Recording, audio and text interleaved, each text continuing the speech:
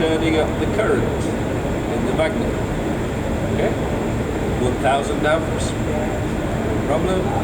2, they got to 6,000 and they had to go to 13. And suddenly, all the screens, all the computer screens went blank. Now can you imagine what you would feel at this point in time?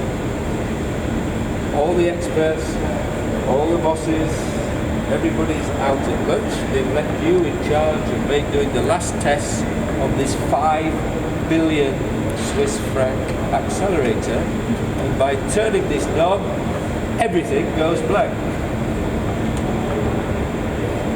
I would get a strange feeling in my stomach at this point in time. What would you do? Run? They get on the phone. Got a problem. So expert comes. Everybody comes in here, but they just don't know what's gone wrong. But they know something serious is wrong.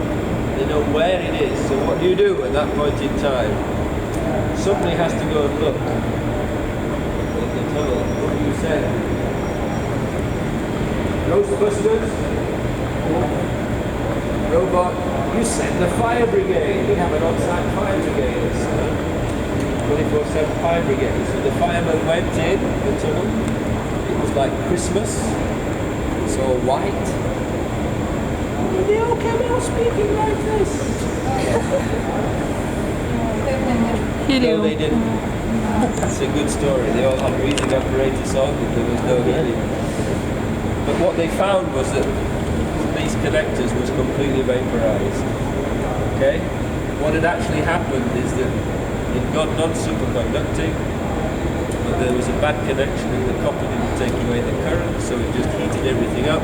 But worse, there was a spark which punctured the liquid helium vessel. 6 tons of liquid helium escaped. 6 tons to room temperature. What happens to liquid helium when it escapes to room temperature?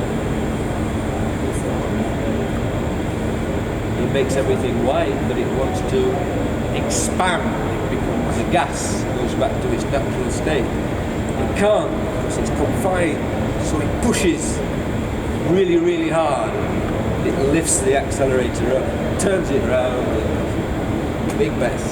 Unfortunately, 50 magnets, only 50 magnets were damaged, they had to be taken out, replaced. We had 50 spares, but more importantly, they had to work out why that happened, introduce equipment to prevent it from happening, to detect if it is happening, stop it happening, and if it does happen, introduce valves of all of the magnets that would allow 6 tons of liquid helium to escape without any problem. That took a whole year. And that's why the LHC up until today has only been running at half energy actually, approximately, because they weren't sure it wouldn't happen somewhere else. So we've been off for 2 years doing upgrades and making tests to make sure that was going to happen again.